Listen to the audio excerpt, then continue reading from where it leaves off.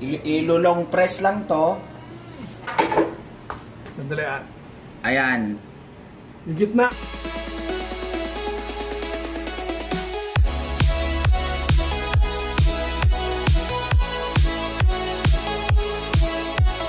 Okay.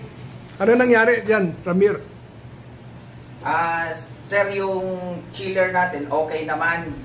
So ang gagawin lang natin, pagka gusto nating timplahin yung kanyang kung paano ma-chill yung ilalagay nating item, pipindutin lang natin yung function. Ilulong press lang to. Sandali ah. Ayan.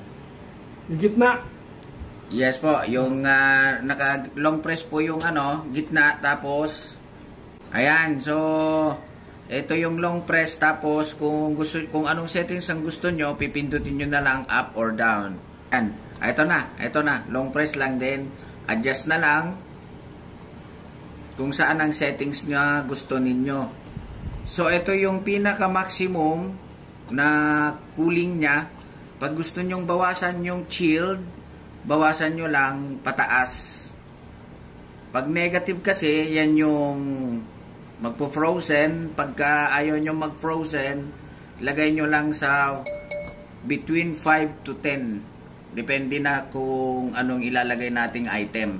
Pag madamihan, pwede na tayo sa 5. Ayan. So kung napansin nyo, umandar na siya kasi nasa 12 siya. Nakaset tayo ng 5.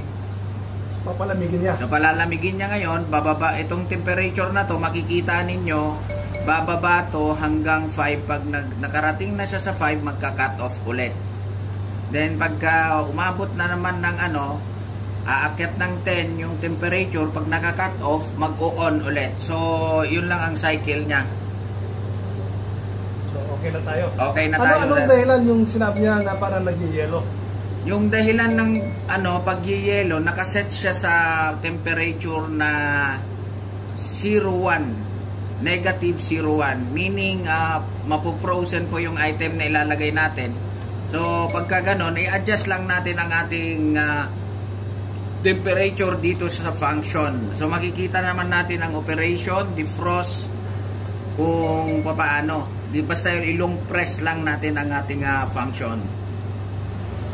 Okay.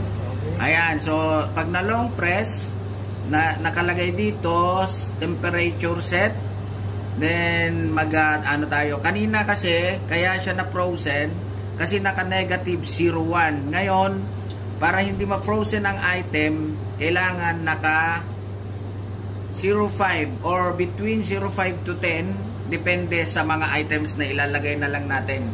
Kung fast cooling, pwede natin iset muna sa negative 1, then pag malamig na yung item, tsaka tayo maglalagay sa 5. Okay na yon. Hindi, para hindi pumutok kung beverages ang mga ilalagay natin.